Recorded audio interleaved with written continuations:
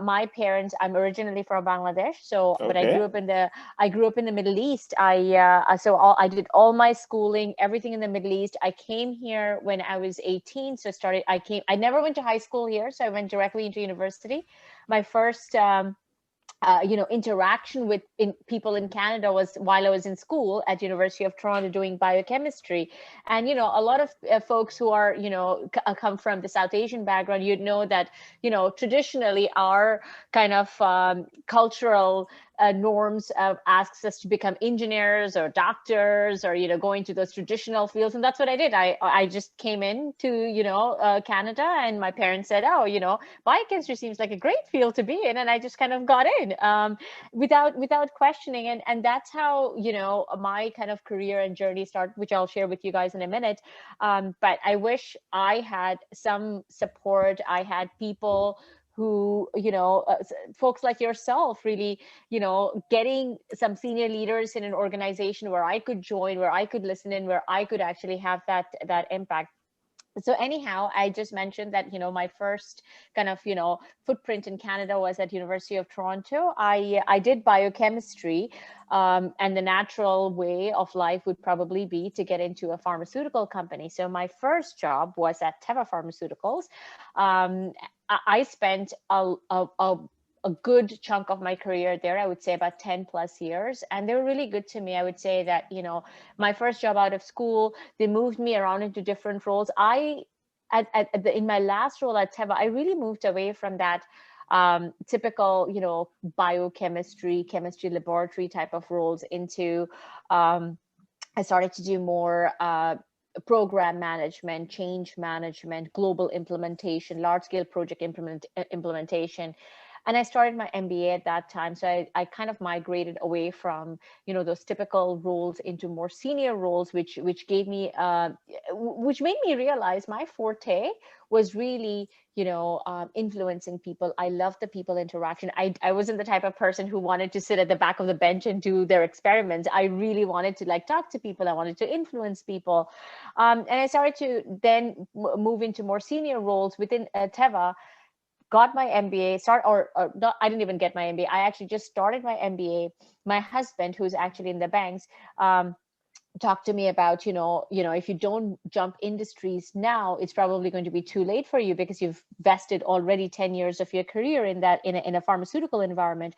So I didn't know where to start. I was really I didn't have my resume updated. I didn't have a good network within the banks. I just didn't know where to start. But slowly I started to kind of build out the networking muscle.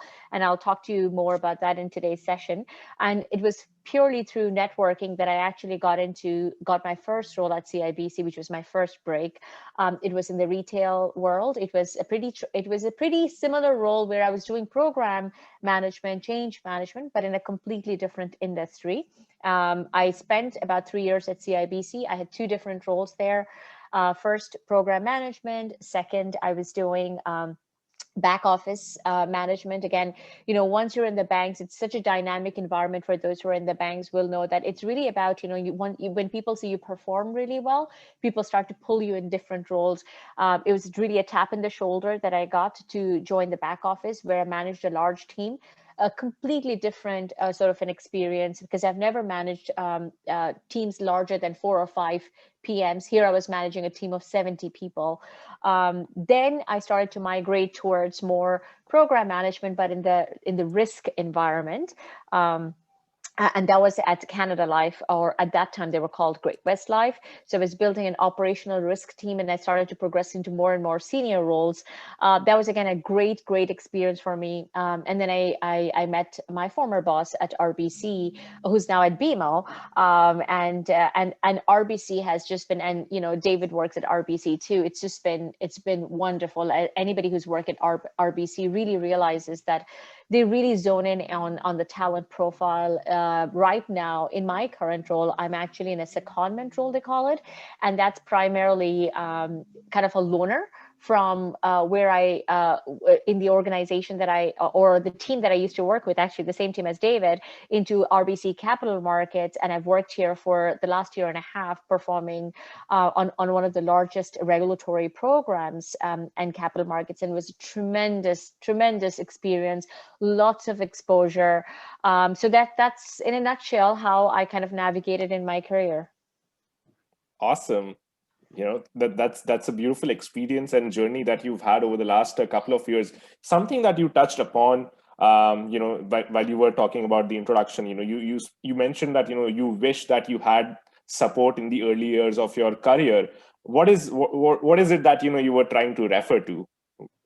I think it's just having the network of people, right? So I think there's so much value in being able to collaborate with other people, whether it's peers, like-minded people, sitting through a forum like this, right? And getting those nuggets, as David calls it, right? Just to make sure that, am I tapping into the right people? Am I tapping into the right network? Am I getting the right sort of experience? What courses should I be taking? Should I be looking into this industry? I wish I really, now that I'm in capital markets, I honestly, over the last year and a half, felt, why did I not come into capital markets much earlier in my life? This is my forte. I love the energy. And for those who are familiar with capital markets, people are very direct. They're very delivery oriented. There's no I shouldn't say there is no politics, because there's politics everywhere, but they're very sharpshooters, right? They'll tell you what you are to your face. You are good, you have a seat at the table. You're not good, goodbye. So that's my style. I love that. I don't, I love delivery. I love execution. I love the people. I love the energy. There are a lot of ambitious people that surround me. So I think there's a lot of value in making sure that you have that network of people who are able to support you. So that's what I meant by I wish I had this level of support, like the support that yourself, Abhishek, Neil, and David are providing to the new folks who have joined today. Awesome. Something else that you touched upon when you were talking about your career transition, you mentioned that you got your stint at CIBC, you got the opportunity at CIBC through networking. What are some of the steps that you took? What are some of the strategies that you incorporated to go about networking? And you mentioned that coming from South Asia, were you familiar with what networking is in the first place? I was actually a little, to be honest with you, when I started like really hardcore networking, I had spent quite some time in Canada already, right? So I graduated through my school. So that was 4 years. I think it was like good 10 years when I really realized what networking was. But even then, I would say I really didn't know what the meaning of networking was. I started kind of, to be honest, when I first said, okay, I need to jump industries. So what do? I started practicing with my husband. I used to tell him that, okay, this is what I do. Do you even understand? And he would be like, I don't understand a word what you said. Right? Like, I don't know what you're talking about, because I wasn't very clear in my messages. I wasn't, I was, it was very clear on the work that I did to me, but I wasn't able to explain it to somebody else. And that's fundamental about networking, right? So because when you're networking, the other person does not know your team, does not know where you work, does not know the acronyms that you're going to be using, right? So you have to really formulate your messages really crisply into what you wanted to communicate. And communication is key, as you know, for any networking. I started, first of all, on LinkedIn, try to figure out, okay, who are the teams that I want to connect with? Who are the people that I want to connect with? I started to really, get through a bunch of colleagues who talk to me, just to kind of practice, just to kind of understand, how do I actually communicate effectively.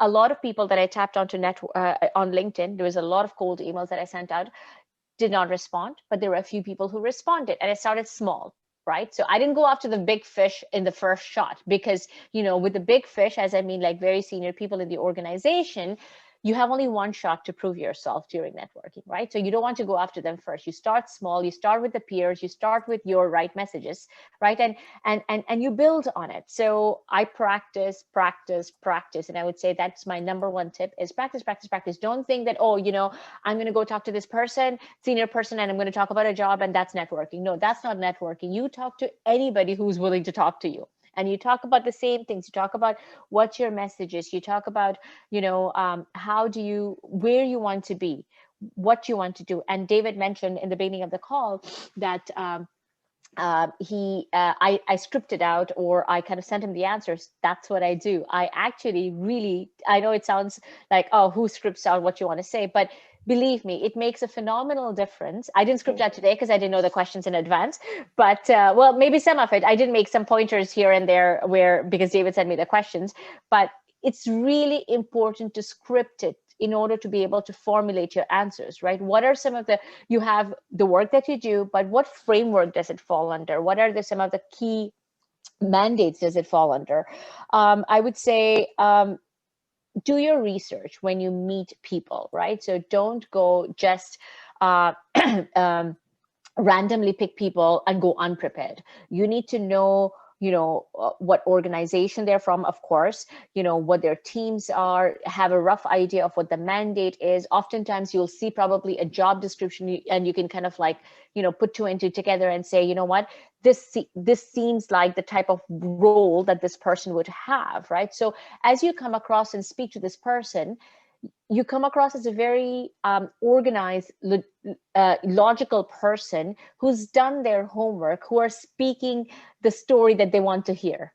I hope that makes sense, right? And lastly, I would say is that networking is really not about getting the next job, getting the next role. You really need to think about networking as a long-term relationship. And I'll tell you that a lot of people that I have met cold emails through network today, they are my friends, right? And they're in senior parts of the organization, and I can pick up the phone and I can talk to them. I can call them anytime and ask them questions. I can ask them, how do I navigate this? How do I do that? And when I reached out to them, they were very senior to me. Today, they're not as senior because I've kind of moved up in the ranks myself. So we have a different sort of dynamic and different relationship, but that it all started with just cold emails and networking.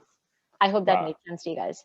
Absolutely. Those are some great tips on networking, because I think as newcomers and immigrants, networking is a key concept, and we tend to associate it with asking the right questions, and what those right questions are we don't ourselves know. We tend to focus on the bigger, larger picture, and then more than often it's focused around getting a job. But setting that first impression is what makes the difference. And when you bringing elements of job and what are the strategies that you should employ in your networking conversations, it sort of tends to have a negative impact on that relationship building. So thank you for sharing your tips on networking.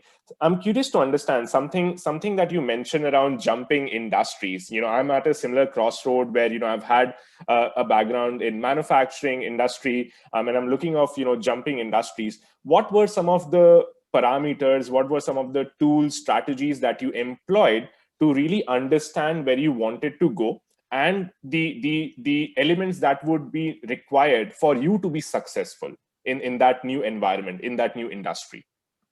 That's a really good question. So there is a little bit of a framework exercise that I had actually done, which is, if you were thinking, Abhishek, that, this is the X industry that I want to work in, this is the X role, take that job description, print it out, or, keep it on your screen, or however you want to, however you want to do it.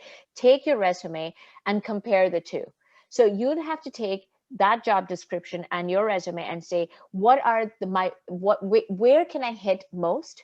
And what can I learn, right? So it's a two-way street in any sort of organization or any role that you pick, right? So they'll be looking at, they're not going to give you a job where you have, 100% of learning, right? You have to contribute, say 50%, 80%, and the rest you learn on the job, and the rest is your growth mindset, right? So any job or any targeted job description that you feel that this is the organization, this is the role that I want to be in, take that, take your resume and compare. So in my case, what I did, my most transferable skill was program management, project management, change management, being able to really put in project management principles, deliverables, timelines, right? So execution.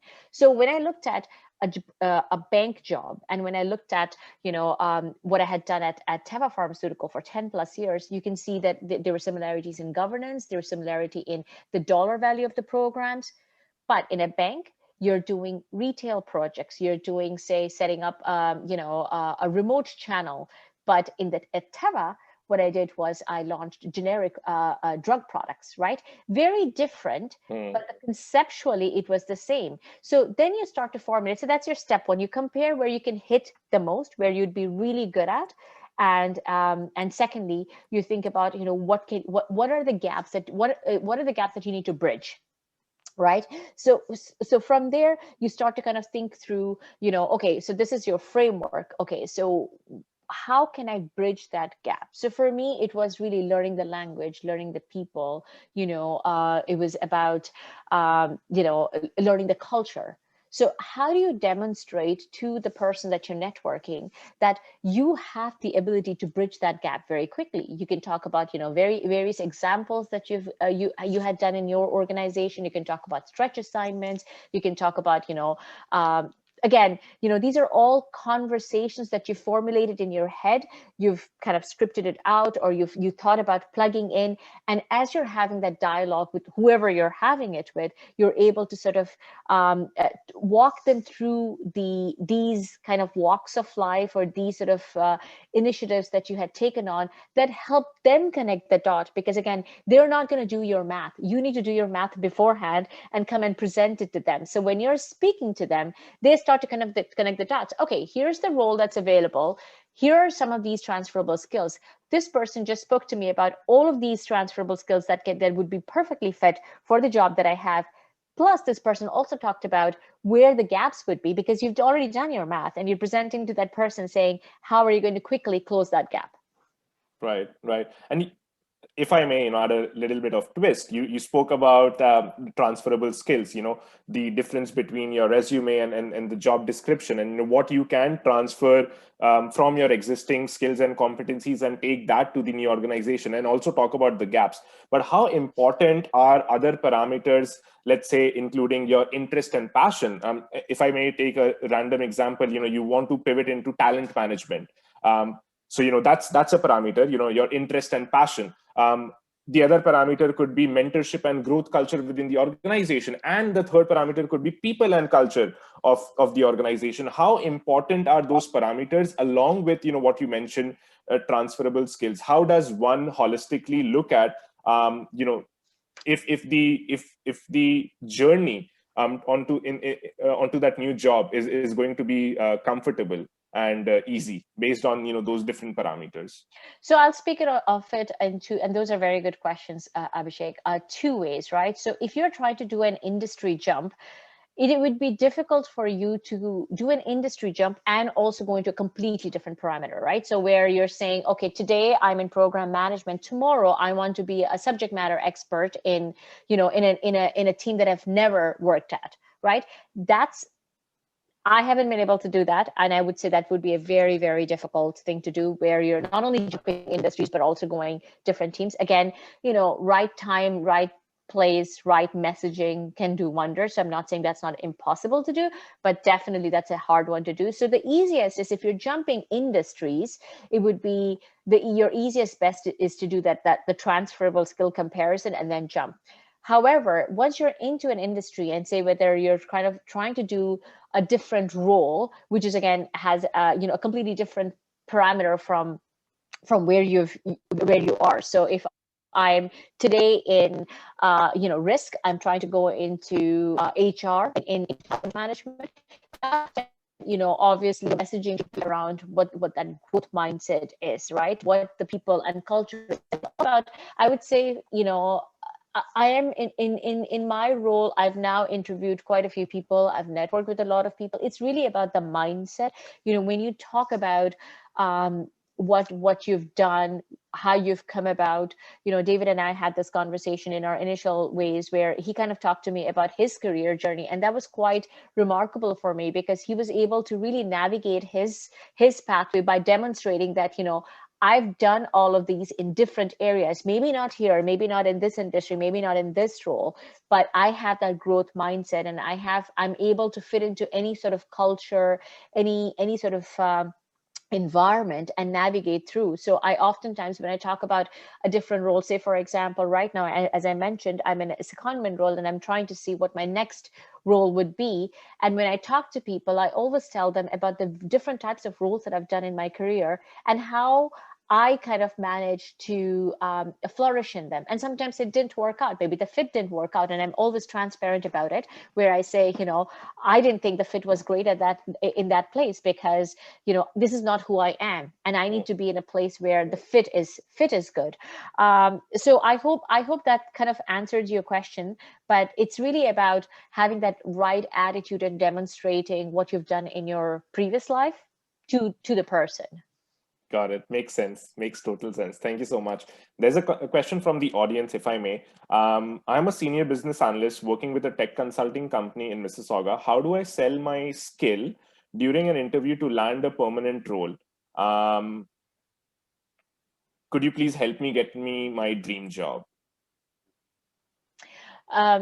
So this is kind of similar to what I've answered already, but I would say if you're trying to go from a contract to a permanent role, if it is within the organization, that it makes it really easy, right? I would build a lot of good relationship in the role that you are, build a network of people that are already looking at the work that you're doing, because I imagine that you're a senior BA in a organization that may have other permanent roles. So when you're doing that, I think it's very important for you to be, again, very, very transparent. A lot of times I find that, if you're in that type of situation where you're contracting, you're trying to get into a permanent role, it's a very easy transition to make, only because your work kind of speaks for itself, right? People around you really already know who you are, what your attitude is, how have you performed, et cetera, et cetera. If you're trying to, so again, build relationships, talk to a lot of people, be very transparent about your ambition goals. If you feel like your communication is not the greatest skill set, always make sure that you're able to formulate your messages, script it out in a way that you can communicate very effectively to whoever you're talking to. If you're trying to move from, say, a contract role, I think you mentioned Mississauga, to say downtown, you're trying to get a permanent role within downtown in a different organization, then I would use the strategies that I mentioned, right? So figure out what the role is, what your dream job is, first of all. And maybe your dream job is something that you may not get today. You may get, it's 2 steps above you is your dream job. So what does that progression look like? What does that career pathing look like? You have to sort of do your own math. You have to make sure that, you understand what's the role that you want. What are some of the transferable skills? Again, what are some of the gaps? Who do you think you should network with in order for you to get that dream job of yours? Don't go after the big ones right away. Try to connect to some of the peers that are already in that, teams in that industry. Reach out. Maybe you get 5 rejections, but I'm sure if you reach out to 50 people, one of those people will be like, sure, I'm up for a virtual coffee chat, and that person will talk to you. Get those information ahead of time before you reach out to somebody who's, a senior in the organization, to kind of, showcase what the talent that you have. Thank you. Thank you so much. Another question. I'm an international student and will be graduating soon. What is your advice for me in landing a decent job in my desired industry, which is finance and economics? I'm a brown and also of religious minority. How can I stand out in the crowd? Often, I'm afraid to do networking, thinking what other people will think about me. How can I eliminate all my fears? Thank you. Okay, so that was a loaded question. Let me unpack that a little bit. So this person is new, coming into the finance industry. Secondly, that person talks about brown and religious background. And what was the third thing, Abhishek? How can I stand out in the crowd? And also, I'm afraid to do networking, thinking what other people will think about me. Okay, got it. Okay, so in terms of like the breaking into an industry, if you're coming in and this person is a student, right, just coming in, Yeah. right? So I would say that there's a lot of uh, a school here or abroad school. Says I'm Does it an mention? international student, will be graduating soon, but So, no mention other so, than that. so if it is schools here, I would say, if you're an international student, but you're going to one of the schools here, you will find that there's a lot of help that the schools will have to offer, right? So there's a lot of programs that they start to connect you to people. They help you build your resume. So I would definitely utilize a lot of those resources that the schools have to offer. Outside of that, I would also reach out to a lot of the HR forums that you see, either on LinkedIn. And I think David probably has is a better guide on this one in terms of like what places to tap in if you're really very new to the country, and uh, how to kind of develop that footprint and get your first job. Um, in terms of getting the first role, I would say you should definitely be able to apply to different roles. Again, the same strategies that I used for networking, that's applicable to here. Being brown and being of a sort of a religious minority, as you mentioned it, I don't think that's any that's something that needs to be called out in particular in this day and age, because there's such a broad recognition of BPOC initiatives, people of color having a seat at the table. I'm brown, I'm Muslim, and personally speaking, I would say I never had, and maybe I have been very privileged and blessed to have worked for organizations that have always made me feel that I have a seat at the table. Having said that, I also, a lot of it comes from your kind of what can I say, conscious or unconscious biases, right? So as I mentioned, I didn't grow up here. I never went to high school here. I have those cultural norms where I don't always know what people are talking about. If you're in a crowd, if you're in a gathering, maybe people talk about golfing, maybe they talk about ice skating and whatnot, right? I didn't do those things when I grew up, right? My parents didn't do those things. I grew up in the Middle East. There's no golfing courses. Well, there is golfing courses now, but at that time, that my dad never went for golfing. But I would say there's no right or wrong. You have to be comfortable in who you are. You know what the talent that you bring to the table. You know that your authenticity is your strength, right? I have an accent, so that doesn't mean that I'm less intelligent than anybody else who has a seat at the table. So I think you shouldn't really let those kind of nuances bother you or hinder you from making sure you approach the right people, you have the right conversation.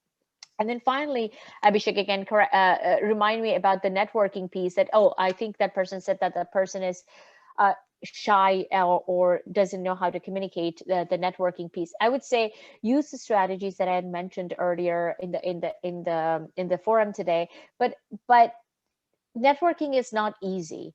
I will tell you that I'm an extrovert. I love talking to people. I can do this the entire day and I won't get tired. Whereas, my husband would be like, oh my God, I don't know how you do this, because, he's an introvert. He hates talking to people. He will talk to people when he wants to talk to people.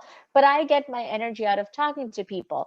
Um, Even then, when I think about connecting with somebody, when I think about networking with somebody, I'm just like, oh my God, I have to now do research on this person, and I have to like talk to them, and have to be energetic, and have to be show up with my A game on. And I refrain. I'm kind of like, oh, I don't know if I want to do this or not. But without thinking, sometimes I'll just send the email. I'm like, I'll craft an email, and without second guessing, I'll do it. Up until I go into the networking conversation, I'm always dreading it. I'm always regretting it. But once I do it, I love it. I feel like, you know what? I took the first step.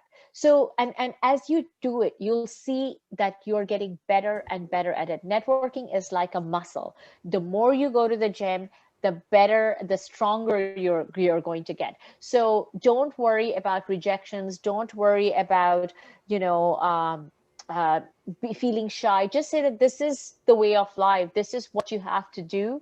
to flourish in your career, in your, you obviously went to, whoever this person is, went to school, you're smart, you're intelligent, focus on what you've learned, and go about demonstrating that, as opposed to letting those nuances about being shy, being brown, being authentic hold you back.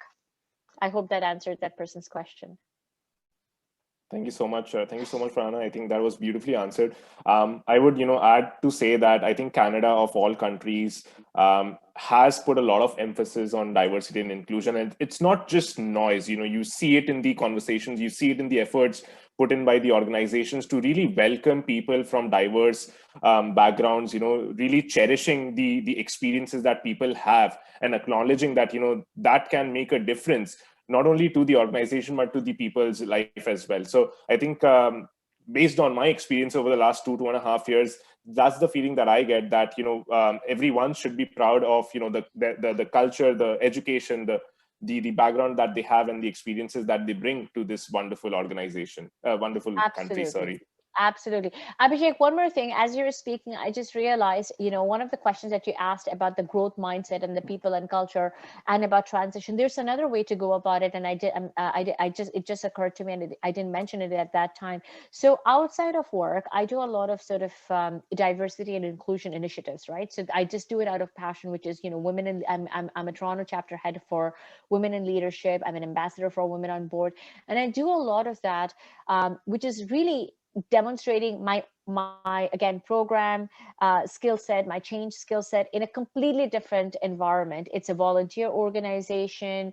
The initiatives that we do is not like the typical bank initiative. So if there is a person who wants to sort of jump industries, switch industries, do something completely different, they should not, or they should consider doing some volunteer work in the environment that they want to be in order for them to demonstrate that, what, I've actually done this, I'm really passionate about it, and that's why I've gone about doing this, I've taken this course, demonstrate, it's not just the fact that you want to be there, but what are you doing to actually get there? What are the steps you're taking to actually make sure that you're going to be able to get there? Just wanted to add to that. I just remembered. Thank you. Thank you. There's another question. I'm an international student and have been in the academic for a while due to some reasons. I'm trying to get a co-op position, but it seems difficult to get an interview. What do I have to change? This is a difficult one for me to answer, but I'll try my best, because I wasn't in a co-op program. I was essentially, when I graduated, and this is kind of a couple of years ago right now, I just applied and kind of went through the traditional job interview process.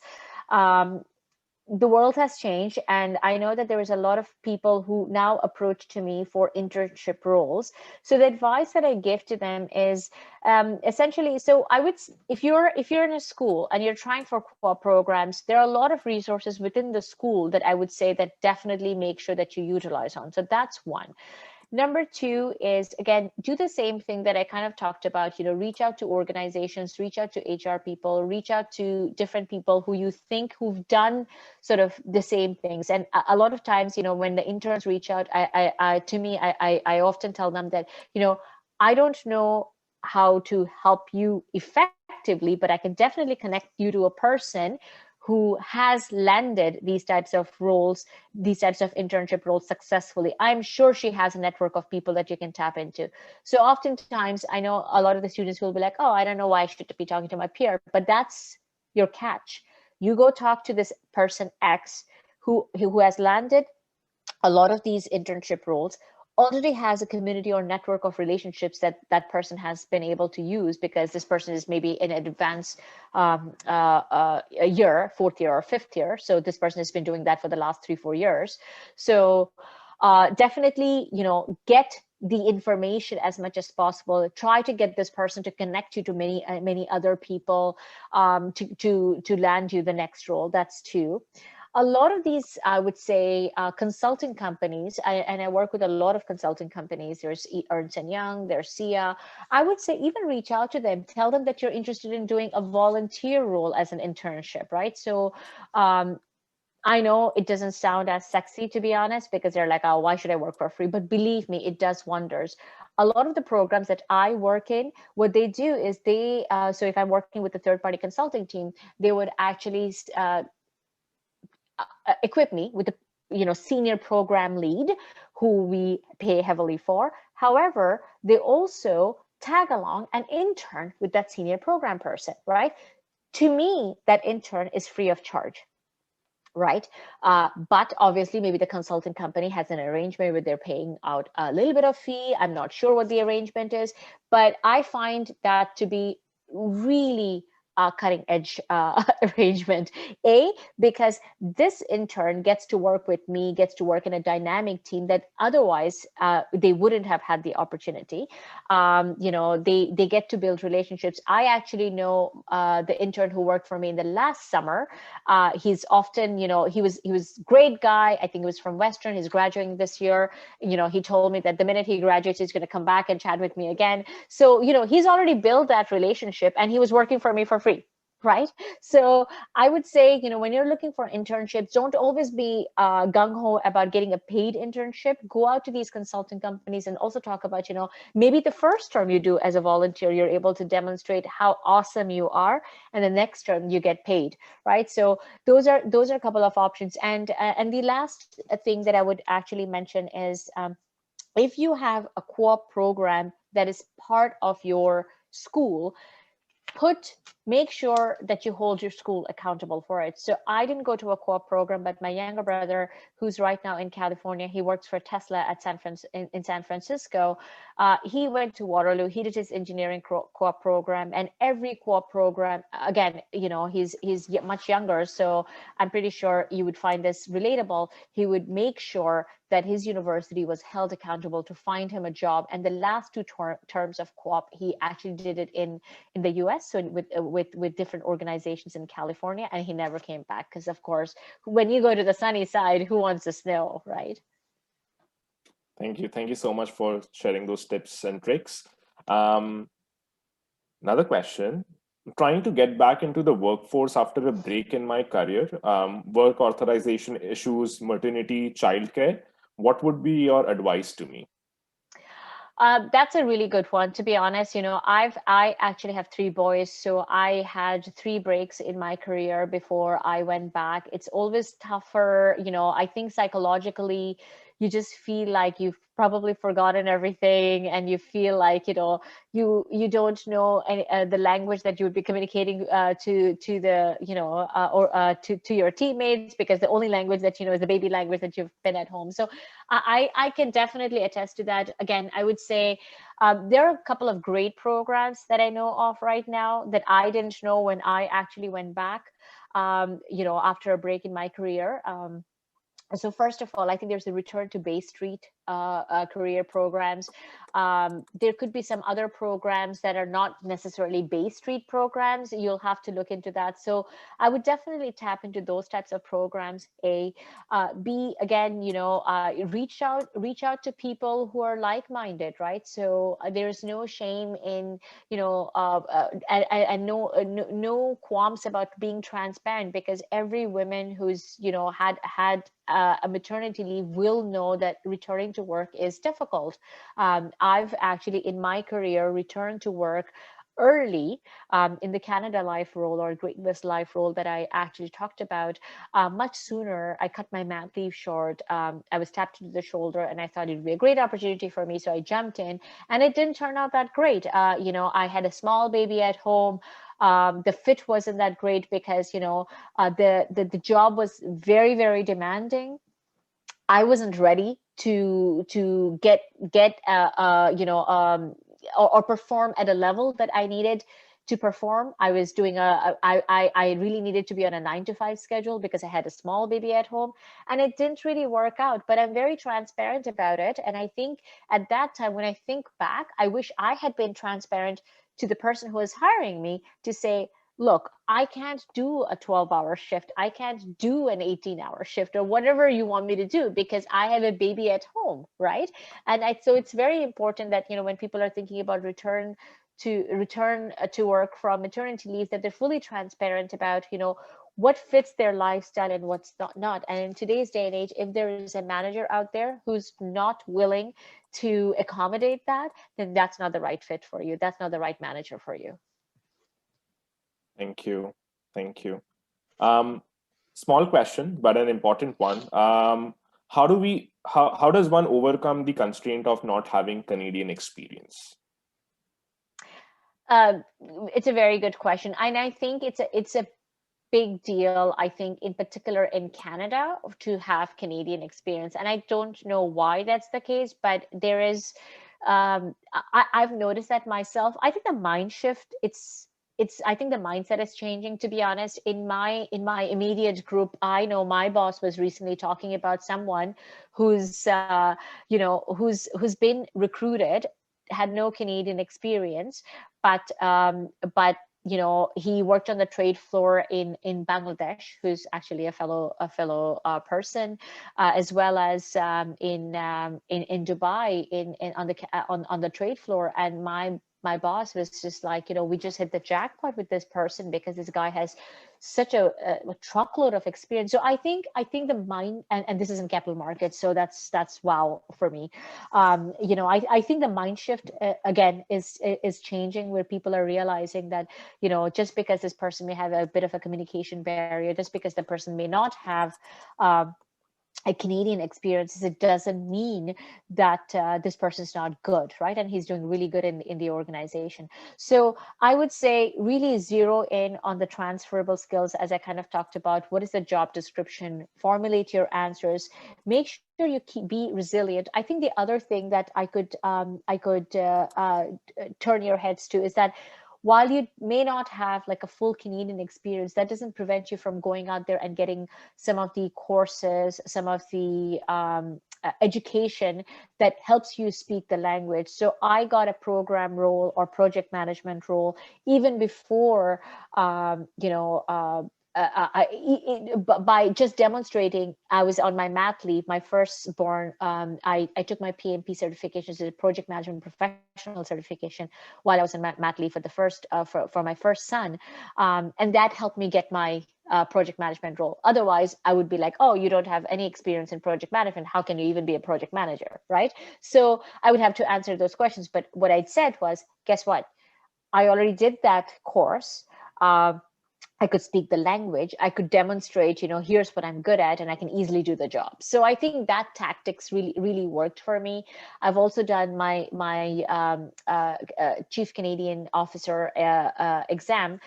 Again, while I was in capital markets, Chief Compliance Officer exam. Sorry, I'm losing my train of thought. I think it's getting close to my breaking my fast.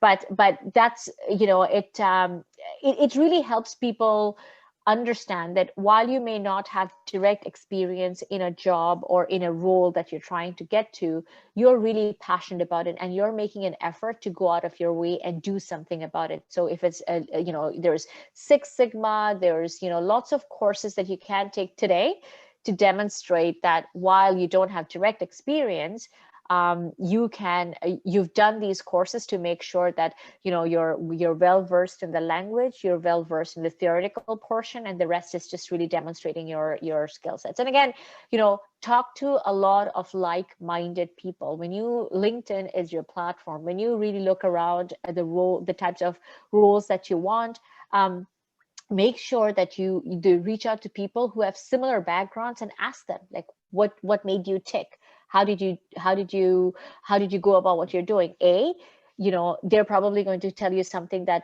I haven't told you today, or that worked for them. And B, you exercised or build that networking muscle, right? And you get better at networking, because the next time you speak to an HR, you go for an interview, you're already there. You already know that stuff.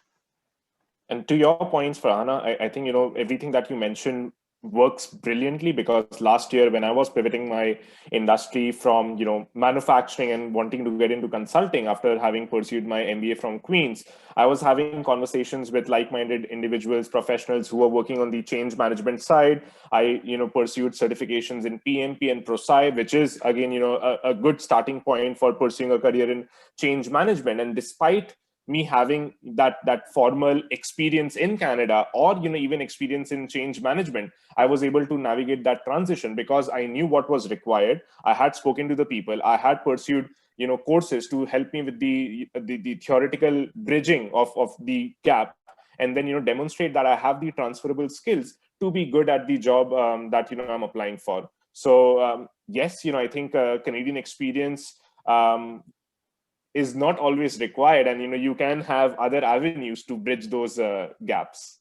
100%. And then I think I've already mentioned this, but volunteering in organizations really helps you demonstrate that skill set, right? So you talked about, Abhishek, you talked about change management, program management. You're doing that today, outside of your regular job with David, right? And so you're with Fresh Start Hub, you're doing it, you're demonstrating that you're able to not only do your job, but you have that multifaceted talent where you're influencing people, you're facilitating, you're driving the dialogue. So whenever you're looking to break into an industry, people really look at the attitude, your holistic self, right? Like, how much have you pushed yourself? How much have you gone out of your comfort zone? Or have you just stayed on your lane and now you want the next gig, right? So you really have to kind of say, would you give somebody an opportunity who's not really pushed themselves, or who've not really demonstrated that they're really hardworking, and they really like to they not only want to ask for that next role, but they've shown the steps that they've taken to get to that next role, right? Absolutely. And I think that's the important part. What have you done? What are you doing to get to that next step? Thank you so much. David has his hand up. So David, do you have a question? Yes, so I was actually going to speak to what Farhana said. So Farhana mentioned about return to base rate, and we have a few people in our network that we can tap who have done the program before in the past. So if we see a lot of interest in it, if a lot of people are really interested in it, we can do like something like this, where people who are really women who are really interested can attend, and they can break down the process. These are people who have entered into the program, and they're currently in the program, so they'll be able to break down to you the process, the step, and how you guys can network with them after the event, and they can tell you, like, maybe set up a mock interview with you and all that. But we have to be sure that people are really interested. We don't want to bring those people and then we only have like 3 people attending. But we'll be sending out survey after this event, and our plea to you is that please it's going to take you just 1 minute to reply, because we are using those data we gather and those survey we send out. We are actually reviewing them, looking at them. The team is looking at how can we craft solutions that would actually help people. So we are not actually sending those survey because we just want to see what you have to say. We are doing this because we want to actually be able to make sure that we are providing the right help and the right solution for members of the community. And also, please reach out to people within your network, outside of your network, whom you think might benefit from this. Please tell them about what we're doing. And this is something that people pay a lot of money to get. And we don't want to just make it just a few set of people. Please encourage people, share the link with them, tell them about it. And also, like I said at the beginning, we are trying to put together like like a training, because Farhana mentioned now that it's another thing for you to have the skill, it's another thing for you to know how to communicate it. So myself and the team, we're actually looking at putting together like a very holistic workshop to help people communicating your value. We had one last couple of weeks ago, last week or 2 weeks ago, about like how to write your resume. So we're doing one for interview where you'll be seeing like a real mock interview live. So would encourage you to apply. We'll send to register. It's free. It's absolutely free.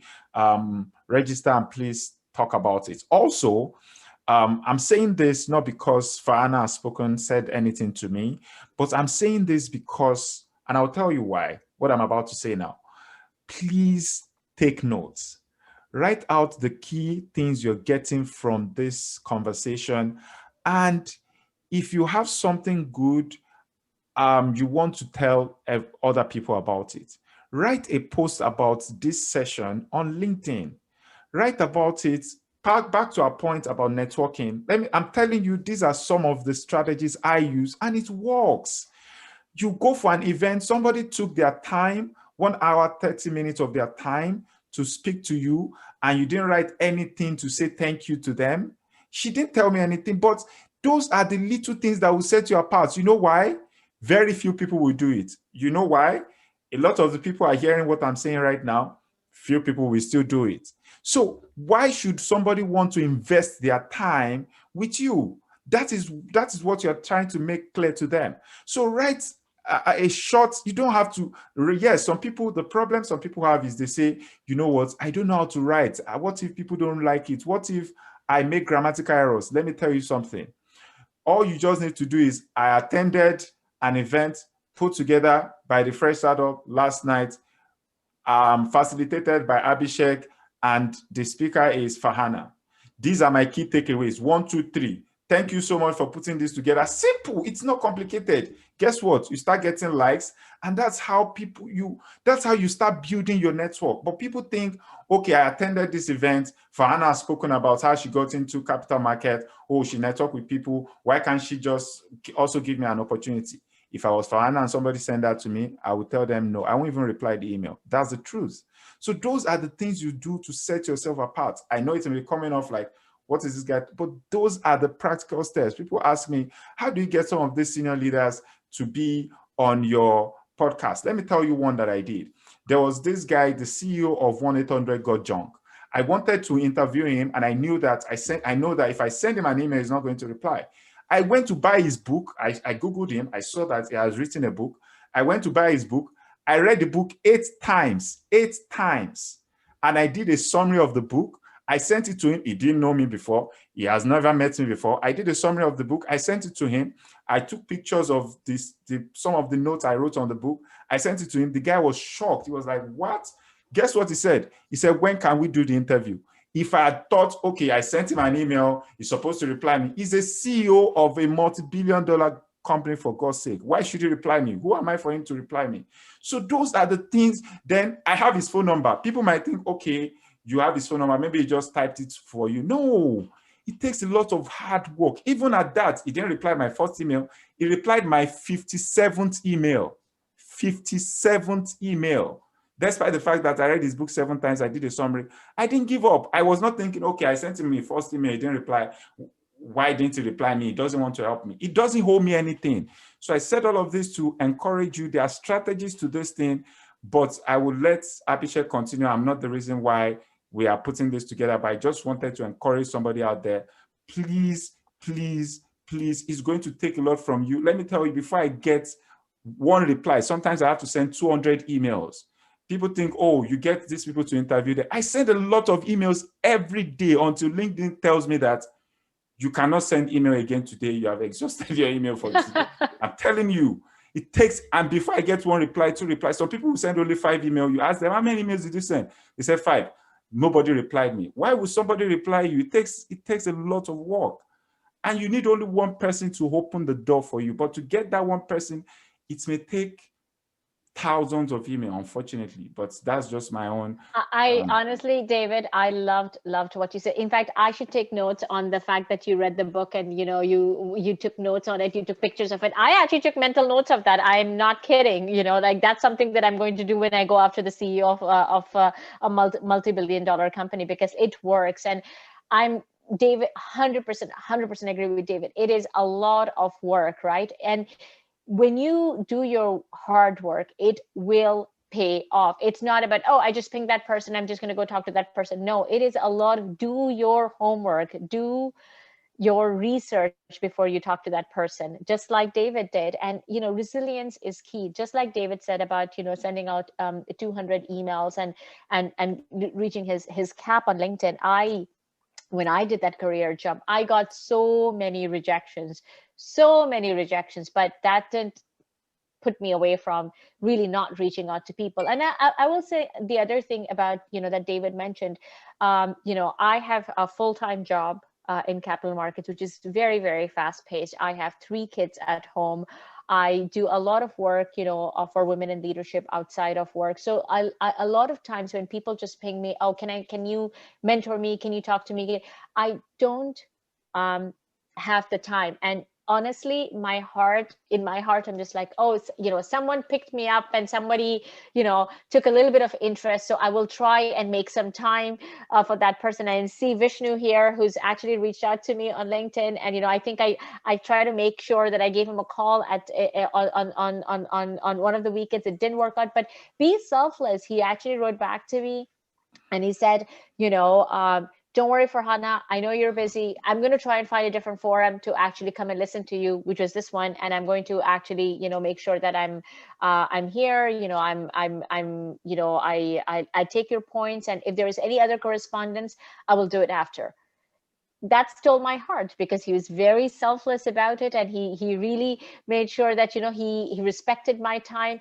And he found a different forum to come and make sure that he got what he needed from this opportunity, right? So the next time he picks me, I'll be like, yep, let's do this. What do you want, right? Let's talk about it. So I would say find those avenues, find those convenience points to make it easy for the person that you're trying to network with, because these people are I'm not saying I'm very busy. I'm sure there are lots of people who are very much busier than me, in the industries or organizations that you're looking to get into, but respect their time.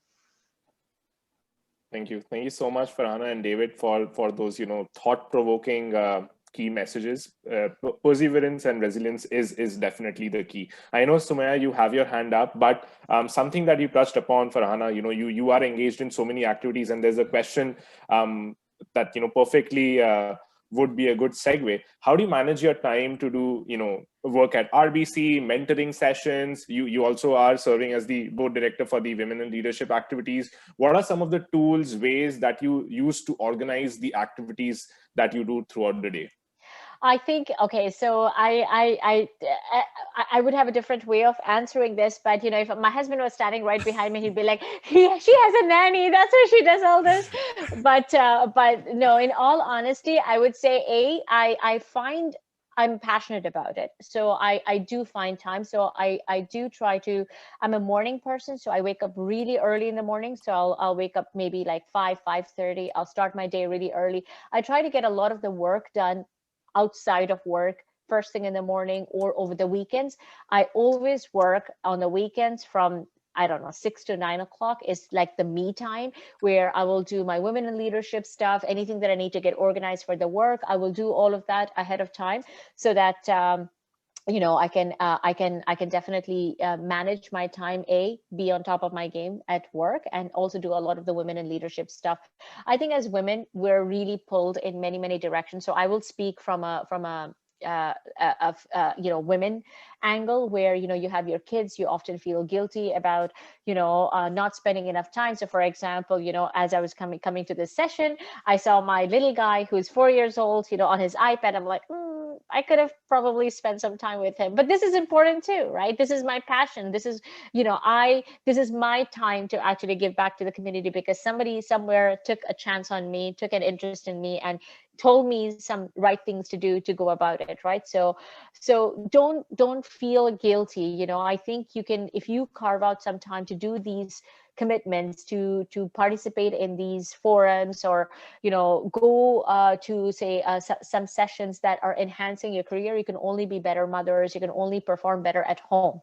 So I would say that's from a female perspective. And also I would say, if you are building your career, then try to delegate a lot of the stuff, right? And not everyone can have a full-time nanny, which was part of my negotiation package with my husband when we went with the third child. But I would say that there's always outsourcing that's available. Get takeouts, get a cleaning lady, do stuff that you are trying to build, there's only one of you. Don't try to do everything, because you're going to kill yourself. So you need to make sure that you're able to delegate some portion of your work, because you want to make sure that you went to school, you're a smart person, you want to make sure that you're intellectually driven. So do that for your career.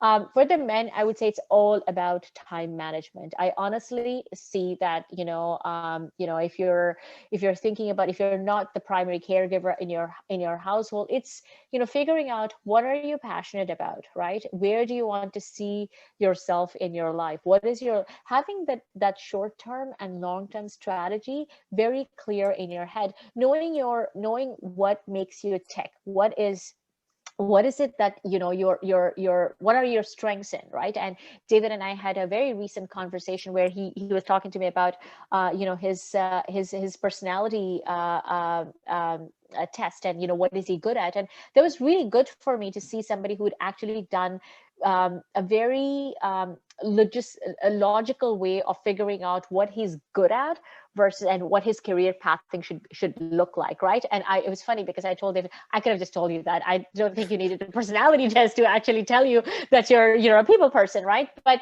you should know that, right? Like, you should know what you're good at, what makes you tick, where do you see yourself going. So if somebody asked me 3 years ago, I don't think I would have said I see myself in capital markets.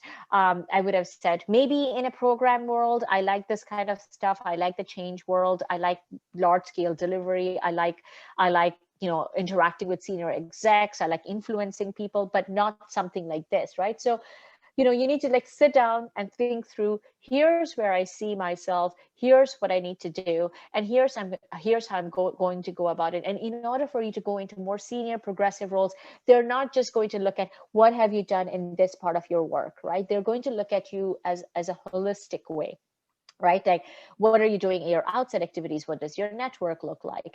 And as you develop that, I think one of the best things about me doing women in leadership and other activities is my network really grows pragmatically. Before, I had to figure out, who do I network, how do I network, who do I talk to? And right now, I think, when I do these activities outside of work, it's something that just pragmatically grows. I don't have to go out and look for people. And I know that tomorrow, if I'm looking for a job, I have a lot of people that I can tap into to actually, get me that segue into my next role. So I think there's a lot of benefits to not being stagnant and not thinking, oh, I don't have the time, so I'm not going to do it. You need to carve out some time for yourself and think about it like a professional development as you go and build your career. Thank you so much. Over to you, Sumaya. Sorry to have kept you waiting. Thank you so much for organizing this, and thank you so much, Farhana. So I'm an international student here at Memorial University. I'm from Bangladesh as well, but you have been an icon for me. Oh my goodness, this is so great. Thank you so much. Oh my goodness. You have already answered many of my questions. One last question I would say until now is that, what is the biggest obstacle you have faced in your career? You have a robust career. I have checked your LinkedIn. So another interesting fact is that I have been following you, I think, since last 2 months, but this is a great opportunity, Abhishek and David. I never knew that I would meet the person directly. So what is the biggest obstacle you have faced in your career, and how you have overcome that? Thank you. So nice to meet you, Sumaya. I will not forget your name because my sister's name is Sumaya as well. So, and it's exact same spelling. So thank you for being so complimentary and being so kind and following me. That was very, very sweet of you. I would say the biggest hurdle that I have is honestly communication, right? So when I think back in my career, as I kind of navigated my career over the last couple of years, but while I was at Teva, I don't think I was as transparent. I don't think I was as sort of open in communication, right? I lost a lot of opportunities because I didn't say, hey, I wanted that opportunity. Why not give it to me? I remember sitting at one of my managers' office while I was at Teva Pharmaceutical, and he was doing a performance evaluation, and and all of these interesting niche projects that used to come, he would always assign it to my peers, and he would never give it to me. And I was, in my performance evaluation, he was giving me like, you did kind of well, and these are your gaps and whatnot. And I'm just like, I'm really interested in doing these projects. I don't know why I never get an opportunity to do those projects. And he looked at me and he's like, you never asked. You never asked, right? And that image of him is still stuck in my head. And I'm just like, yeah, I never asked. Like, how did I expect him to actually do my thinking for me, right? And that was a pivotal point in my career where, I really realized I have to communicate, right? Like, I have to be open. I have to push myself out of my comfort zone. And the biggest hurdle really that I had was the industry jump that I did. Again, when I started to really practice at home about what I did for 10 plus years in my career at Teva, and how I did it, and how great I was, the reply back to me was, I don't understand a word that you're saying. Like, how do you expect anybody to understand what you're saying? Because you're not being very clear, you're not being very coherent. So I really had to work on my communication skills. I really had to, figure out, how do I express myself in a very clear, coherent way? Sure, I have an accent. Sure, I don't have the Canadian experience. Sure, I don't have the right background, but I'm very well not dumb. I'm smart. I should have a seat at the table. I am going to work hard, and I'm going to make sure that, I'm able to effectively communicate. Today, I will say, being in capital markets, which is a heavily male-dominated environment, there's a lot of people, I go to meetings, and there's 7 men and 1 Farhana who's a person of a visible minority. Yes, sometimes it's intimidating. I will automatically start to think that, oh, do I have a voice? Do I have a seat at the table? But I remind myself, I've come this far, so I do have a seat at the table. I am a very hardworking person. I can beat anybody through my grit, and because of that, I want to make sure that I'm able to communicate effectively. So I would say, if there's any advice that I can give everyone, is that communication is 80% of your job, right? If you're able to communicate effectively, you're in the right kind of bucket. I hope that was useful. Thank you so much. Yeah, I think from the we from South Asian countries, we know that like we are very shy in our workplace, which is really different from Canadian workplace. But thank you so much. And also, I think, Samaya, there's the other piece I think that was missing is, I always underplayed what I did.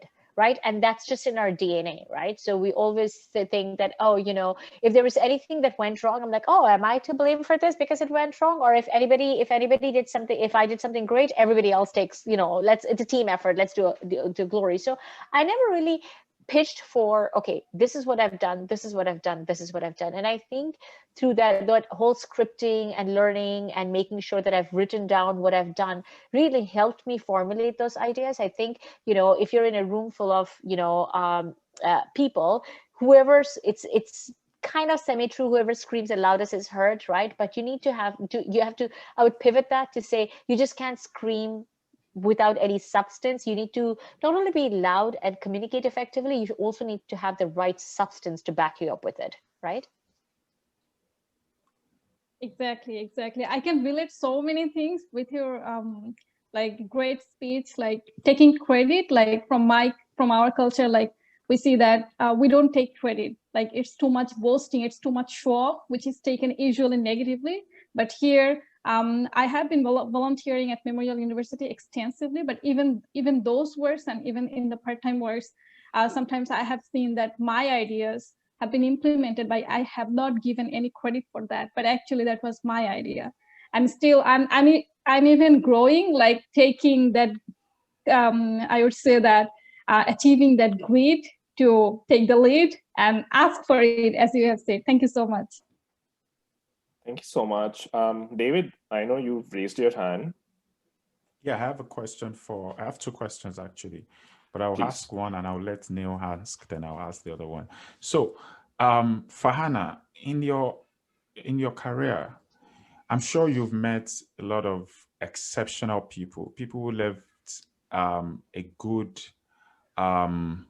impression on you, like people you've either worked with or who have worked for you, reported to you. What were those traits about those people that make them to be exceptional employees that you would like to, that you might share with us so that we can also take that back and implement it in our own lives? I think, okay, that's a very good question. I'm trying to kind of think about, people who have really, I don't think there is this any perfect person that I came across with, and I felt that, oh my God, this person is just phenomenal. But I have come across with many leaders who have different things that I feel like I can capture and I can kind of like zero in on. So one of the things is, I would say, is know your subject matter expertise, right? So I've worked with a lot of the leaders who, or some leaders who are very good at what they do, right? In terms of, when you ask them anything, they would know things inside out, right? And I've learned that from them in terms of making sure that when you'll have a seat at the table when you know your information, right? So typically in project management, and I think there are a lot of project managers who can attest to this, it's a bit of a checkbox exercise, right? But that's not a value add. The value add is when you actually are able to provide, when you know the information, you're going toe to toe with the subject matter experts, you're making their life easy to drive the program forward. So I think, from one of the leaders that I've learned is that just that whole fundamental of, knowing the subject matter, knowing, absolutely zeroing on the problem statements, right? So you present something to them and you're like, oh my God, I hope that the person doesn't catch it. And that person goes right into that piece and then catches it because that person knows their stuff, right? So I have a lot of respect for the leaders who have that. The second thing I would think is that making people your priority, right? So by and again, I know of a leader who's now not with RBC, but we know who hired me into the organization. Just, he was so people focused, right? So in terms of even, he would be like, don't send emails over the weekend to any of your employees, because even though you're working, maybe they're not working, and that's going to stress them out. So you make sure that you don't, you don't send any emails to them over the weekend. Always, if there's a performance gap, always zeroing in on and figuring it out. What is it that is going on in that person's life to see that performance dip, right? Being well versed culturally, right? So now it's Ramadan. I would say that just making sure that I don't expect people to make any exceptions for me, but recognize the fact that these 30 days I'll be fasting. There's I will have a bit of an energy dip towards the end of the day. So just being cognizant of that mindset. And again, I don't think I found that perfect leader who had all of those qualities, but there are some leaders that I think I took away from being that people person, and having that subject matter expertise. And then the last thing I would say is that it's not a quality, but asking the right questions and being curious, being zeroing in on or thinking about what is that person doing that he or she is not doing in order to get to that next place. By that I mean, say for example, you're being very how could I put this? I'm just trying to kind of give you a good example where, so you see a person who is is in a particular role, right? And you think that person is really pragmatic, that person has great qualities. Really being able to understand, I've seen some leaders really able to zero in on the fact that they're asking the right questions, they're asking the right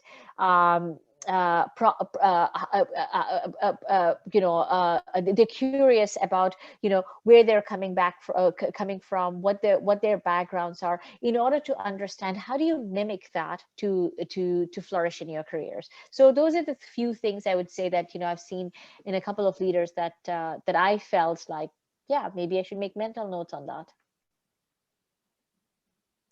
Thank you so much, Farhana. Over to you, Abhishek. Thank you. Thank you. Neil, you had a question. Yes. So Farhana, thank you. First of all, thank you very much for this mentorship session, and even your podcast. As David was mentioning in the beginning, it was really inspirational, and we're getting to learn a lot from this. And I'm sure it's going to go a long way in helping each of us in our career journeys. So my question. Sorry, Neil. And I have to say that that's one of the most listened to episode actually. So yes. Go ahead. Are you serious? So Yes. I have to share with the team here that when David sent it to me and he said, "Oh, can you, listen to this and let me know if it's okay." I'm like, "Are you kidding me? I can't listen to myself. Who listens to themselves after they've recorded it?" And to date, I haven't actually been able to listen except that 1 minute clip that David posted on LinkedIn. But a lot of my friends and my colleagues have reached out and said that they got a lot of value out of it. So thank you, David. It was all David's style that made it sound really good. Go ahead, Neil. Sorry. No worries. So I just have a two-part question. So essentially, now that we're in a pandemic, most of our networking possibilities have been cut short. For example, we used to have career events, we used to have networking sessions live, where we could approach companies and even business leaders, be it outside our universities, or outside our organizations, or within them. So primarily we have our social networks, for example, LinkedIn, where we can access such networking possibilities. So my first question is essentially, what would you say is the ideal icebreaker when we try to network? Because we can't just go ahead and say something. So what would you say is the suggested icebreaker to reach out to a person we want to network with, to grab their attention and get a reaction out of them, or even get a conversation? And okay, first, yeah, I'll let you ask that, and then possibly I'll go ahead with that. No, give me your second question as well. I'll answer two together. Maybe they're connected. Okay, so my second question was, well, actually, I kind of blanked out. I'm sorry. Okay, no worries. I'll get to it eventually. It'll come back. Okay. So, all right. So with respect to the pandemic and the coffee chat, I actually think it's even better right now, because when I used to network before and I would have to kind of go meet somebody in the coffee shop, it would actually be quite time consuming, because I would be like, oh, I have to go meet that person in the coffee shop. You have to walk to the coffee shop, buy something, sit down and do it. It is so convenient right now when it's virtual. So I think networking over the pandemic is actually quite much easier than it used to be.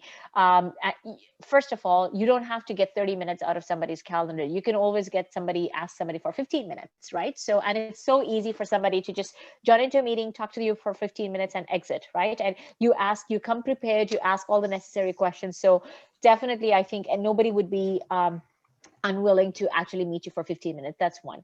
Number two, I don't have any icebreaker tips for you, but so for example, if you're attending this forum, or say you attended a Women in Leadership forum. So recently we had an IBM and Women in Leadership forum, and I've actually coached my volunteer team to do this.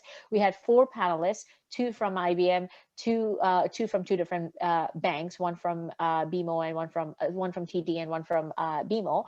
And I told them that, listen to them in this event. See what they have to say. Find something that you like. If you want to network with them, reach out to that person saying, you know what, I heard you speak at that event. This was great. Similar to just what David had mentioned. I think we all come back to those same tricks and tips, right? Reach out to them, say that, this is what I found really effective about your thing. Would you have 15 minutes to connect with me? Because I just have a question on this. I just need to know about this, right? It would be greatly beneficial. If they don't write back to you, maybe just write back saying, you know what, it's fine. I understand you don't have, would you mind just communicating via email? Can I send you my questions over email, right? Don't give up.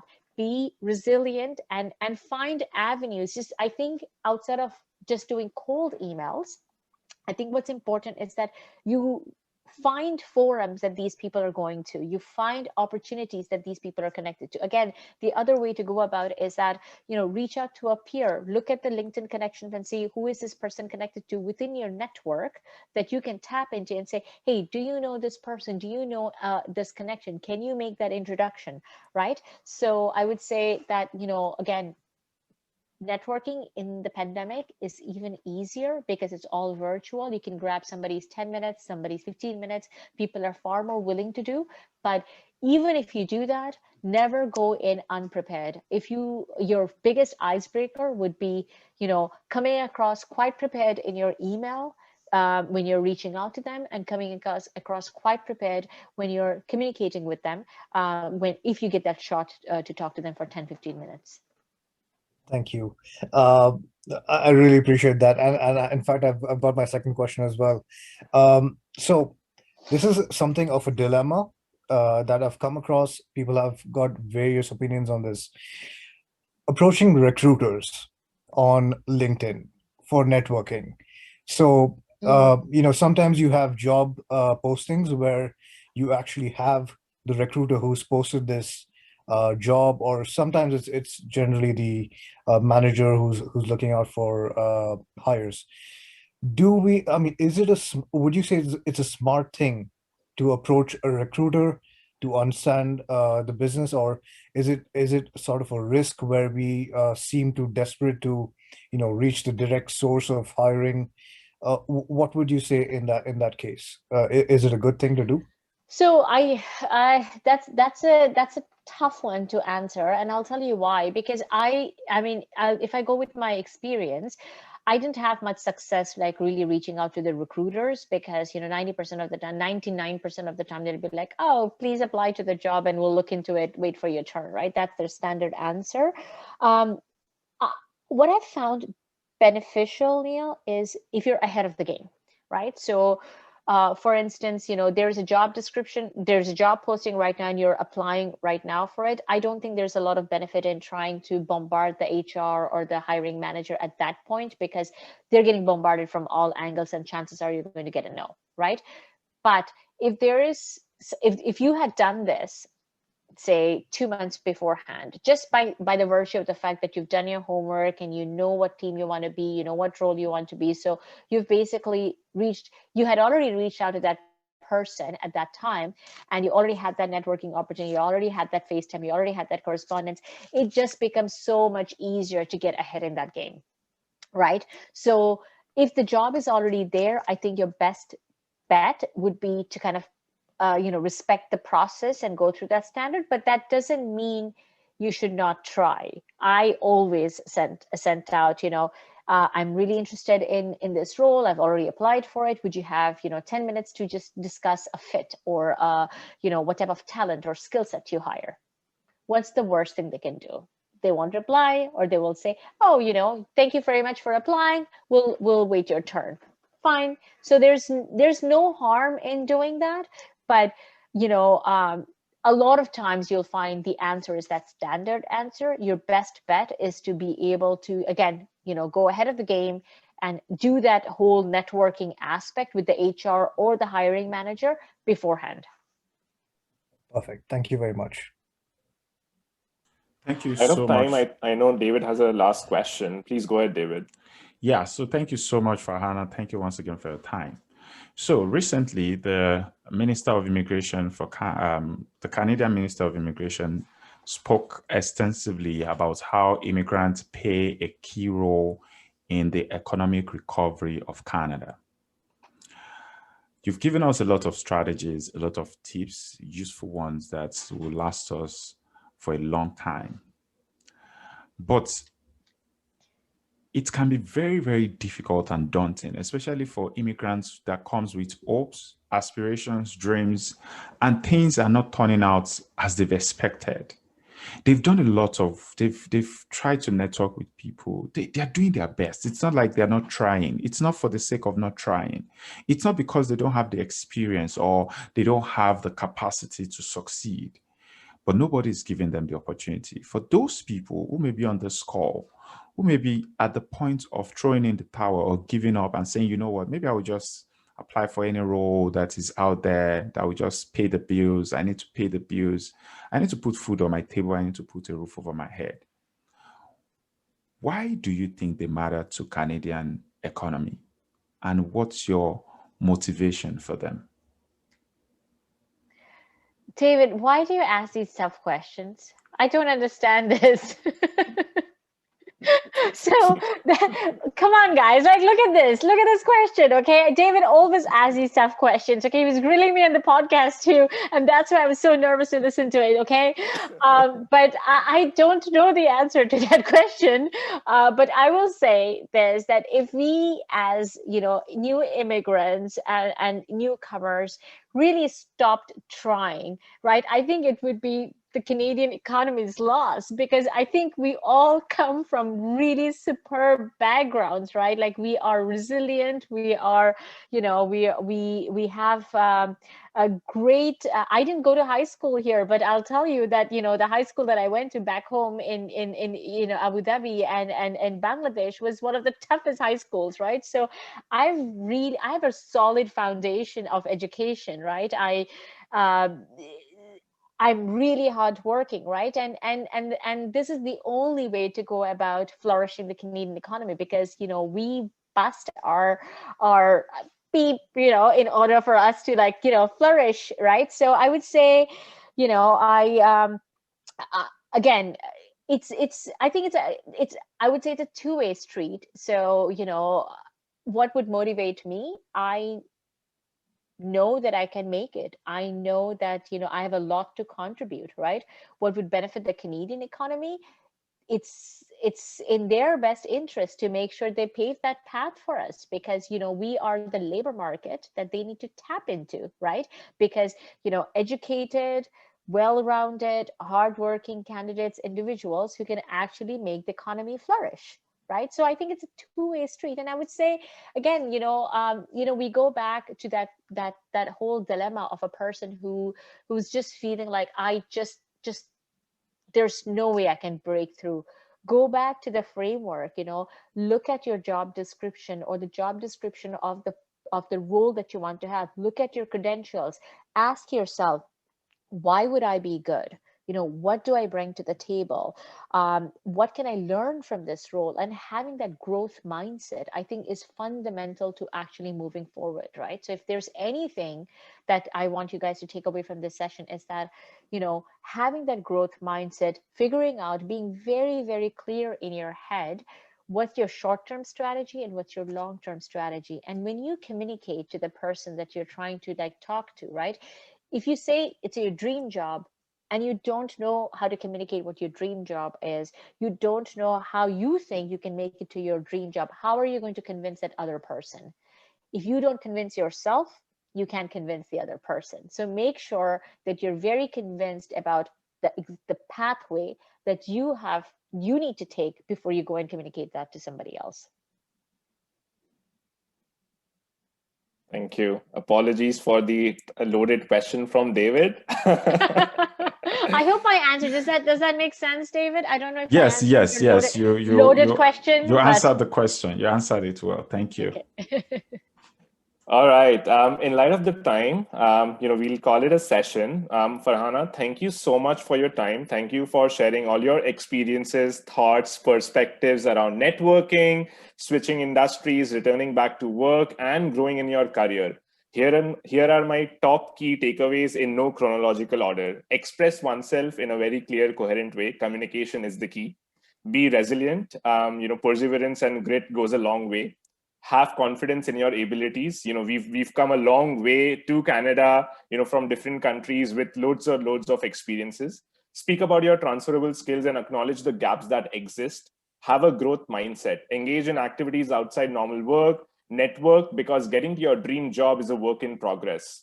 Don't try to do everything. Assess what makes you tick and plan steps on short-term and long-term goals. And last one, be prepared, do your homework, talk about what you are doing to get to where you want to.